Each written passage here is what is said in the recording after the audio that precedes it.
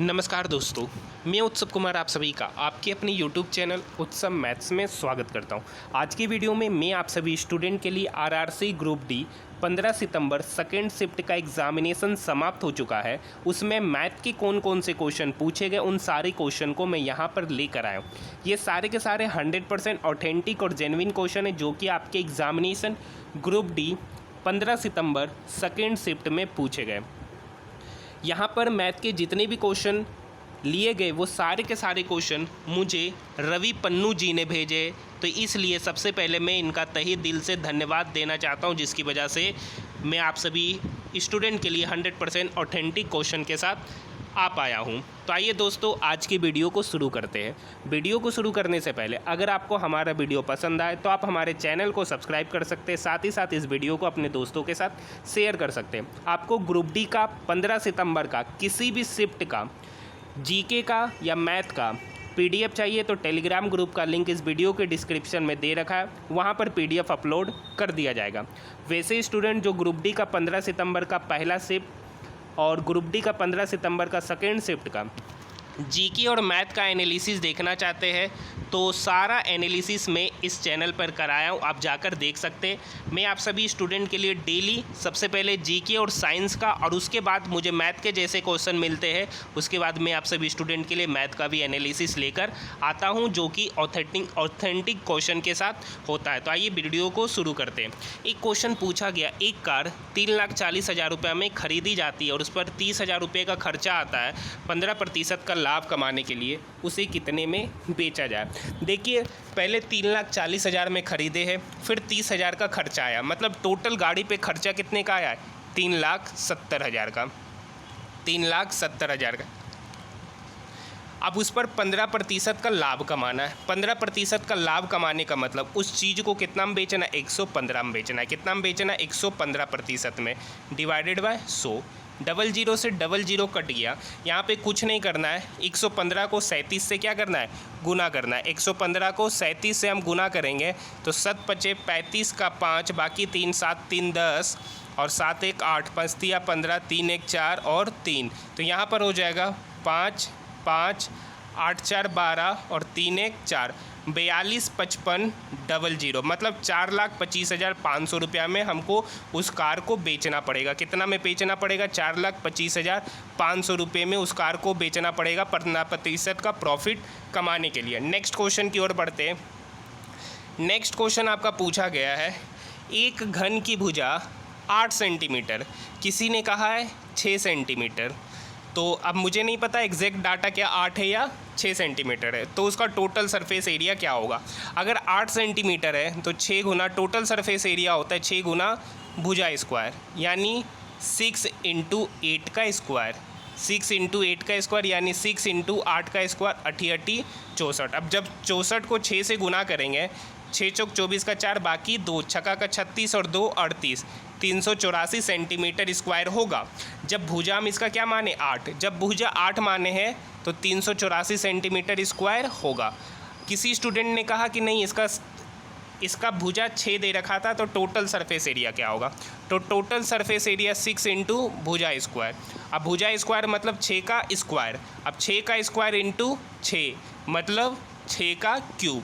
अब छक्का का 36 छक 216। इस केस में जो सरफेस एरिया होगा वो 216 सेंटीमीटर स्क्वायर होगा।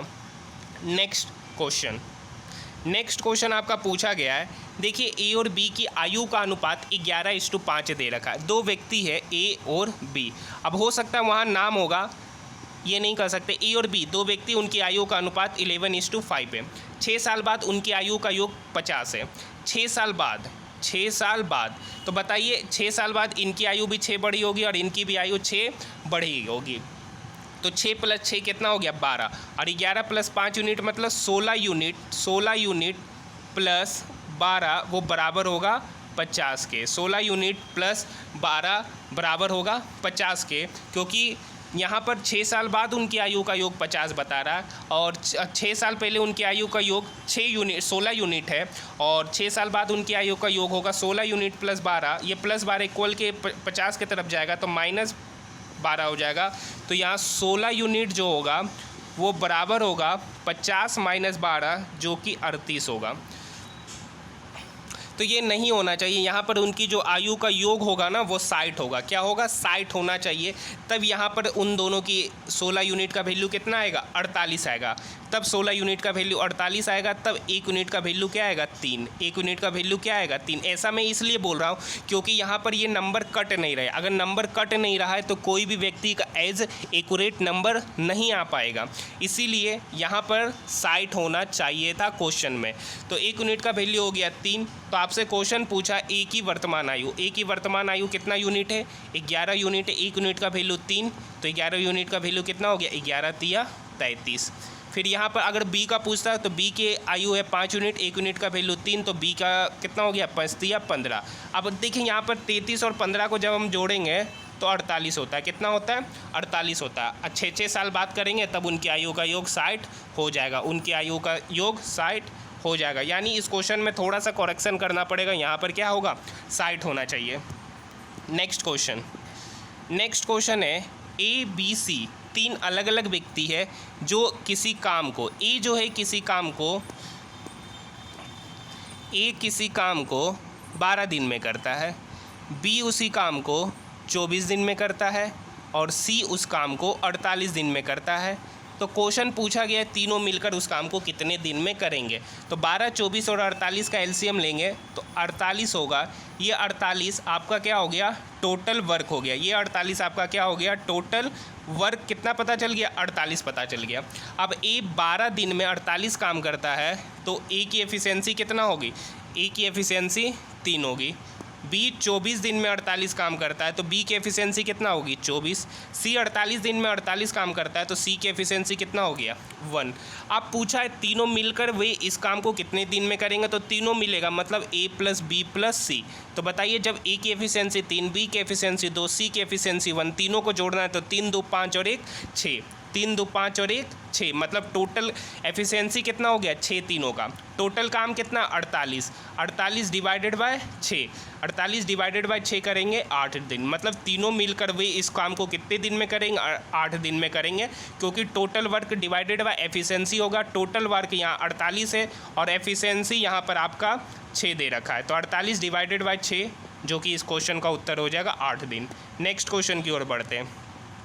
नेक्स्ट क्वेश्चन दे रखा था साधारण ब्याज 3000 रुपया है। साधारण ब्याज 3000 रुपया है। 6% की दर से 4 साल के लिए ब्याज जो है 3000 रुपया होता है। तो मूलधन ज्ञात कीजिए। मूलधन ज्ञात कीजिए। अब आपको पता है जो सिंपल इंटरेस्ट होता है वो बराबर होता है प्रिंसिपल इंटू रेट जो कि 6 है इंटू टाइम जो कि 4 है डिवाइडेड बाय 100। ये 6 इस 30 को काटेगा, 6 × 25 30, 500 बार में। ये 4 इस 500 को काटेगा, 4 एकम 4, 4 दूनी 8, 4 पच्चे 20, यानी और ये 100 125 के तरफ जाके मल्टीप्लाई होगा तो यहाँ से जो प्रिंसिपल निकल के आएगा वो 12,500 रुपया प्रिंसिपल निकल कर आएगा। यहाँ तक बात समझ में आई? अगर आपको वीडियो पसंद आए तो चैनल को सब्सक्राइब जरूर कीजिएगा, साथ ही साथ इस वीडियो को अपने दोस्तों के साथ शेयर जरूर कीजिएगा। और वैसे स्टूडेंट जिनका एग्जामिनेशन आने वाले किसी भी अपकमिंग शिफ्ट में है तो एग्ज़ाम देने के बाद आप सबसे पहले क्या कीजिए, अभी इस वीडियो के डिस्क्रिप्शन में टेलीग्राम ग्रुप का लिंक दे रखा, आप वहां जाकर हमारे टेलीग्राम ग्रुप से ऐड हो जाइए। और जिस दिन भी आपका एग्जामिनेशन रहेगा, एग्ज़ाम से छूटने के बाद आपको मैथ के जो भी क्वेश्चन याद रहे आप मुझे वहां पर, मैं आपको टेलीग्राम मैसेज का लिंक डेली भेज दूंगा। आप वहां जाकर मुझे टेलीग्राम में क्वेश्चन क्या कर दीजिएगा, मैसेज कर दीजिएगा कि कौन कौन से क्वेश्चन मैथ से, कौन कौन से मैथ के क्वेश्चन पूछे गए। क्योंकि जब आपकी मदद हो रही है तो आपका भी फ़र्ज़ बनना चाहिए कि आपको भी दूसरे व्यक्ति की मदद ज़रूर करनी चाहिए। नेक्स्ट क्वेश्चन एक पूछा गया है, एक क्वेश्चन क्वाड्रेटिक की क्वेश्चन था, यदि 2x² - 3x - 10 = 0 है तो मूल क्या होंगे? तो इसका जो रूट निकलेगा तो यहाँ पर 2x² - 3x 8 -8x plus 5x -10 = 0। तो इस दोनों में 2x कॉमन ले लेंगे तो अंदर हो जाएगा x - 2 कितना होगा? 2x कॉमन लेंगे तो x - 2 प्लस यहाँ से 5 कॉमन लेंगे तो अंदर होगा x - 2।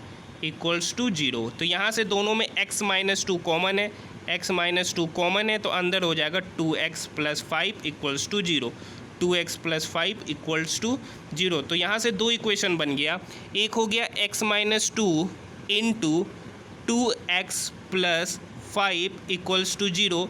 यहाँ से x का दो वैल्यू निकलेगा, एक x बराबर 2 होगा, और जब 2x प्लस 5 को 0 के बराबर करेंगे, 2x प्लस 5 को 0 के बराबर करेंगे तो x का वैल्यू -5/2 निकलेगा। यानी इसके जो दो रूट होंगे वो 2 होगा और एक -5/2 होगा।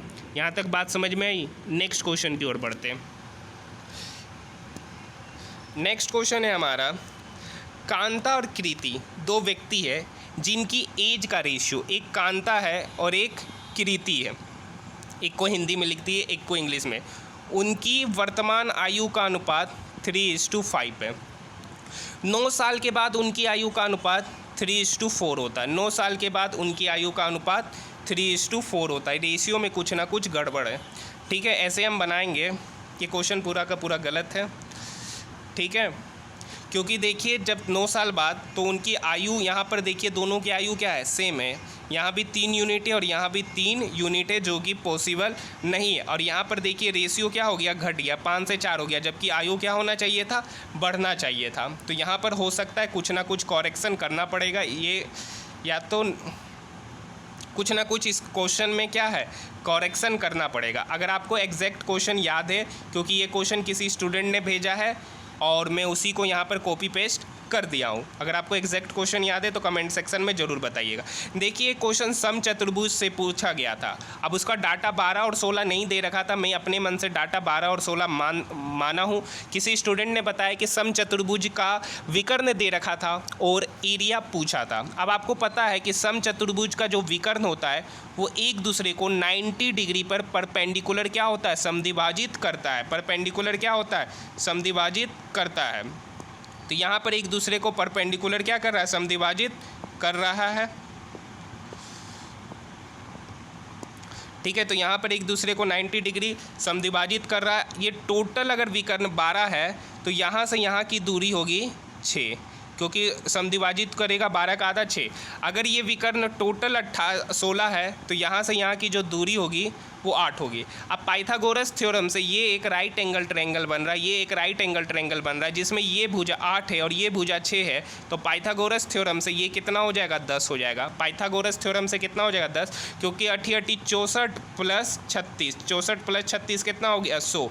भुजा स्क्वायर का वैल्यू 100 हो गया, तो भुजा कितना होगा, 10, यानी ये जो कर्ण होगा वो कितना होगा, 10। अब पूछा एरिया। ऐसे तो एरिया हमको निकालने के लिए भुजा निकालने की आवश्यकता ही नहीं थी।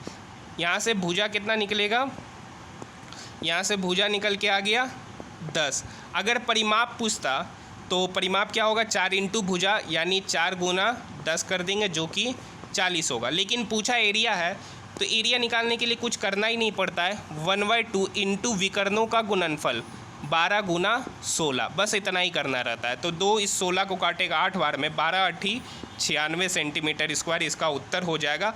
अगर इसका एरिया पूछा तो इसमें कुछ नहीं, इस दोनों को गुना करके 2 से डिवाइड कर देना होता है, क्योंकि 1/2 इंटू विकर्णों का गुणनफल इसका होता है। एक क्वेश्चन आपका पूछा गया है कि 2 पैरेलल लाइन है, 2 पैरेलल लाइन को जब एक ट्रांसवर्सल लाइन काटता है तो इससे संबंधित क्वेश्चन पूछा गया। तो मैं इसमें थ्योरी बता देता हूँ कि ये वाला एंगल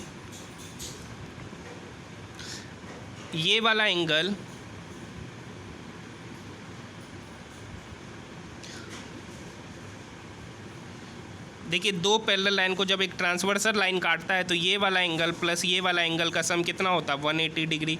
इधर से भी ये वाला एंगल और ये वाला एंगल का सम कितना होगा, 180 डिग्री होगा। और भी इसमें कुछ प्रॉपर्टीज़ होते हैं,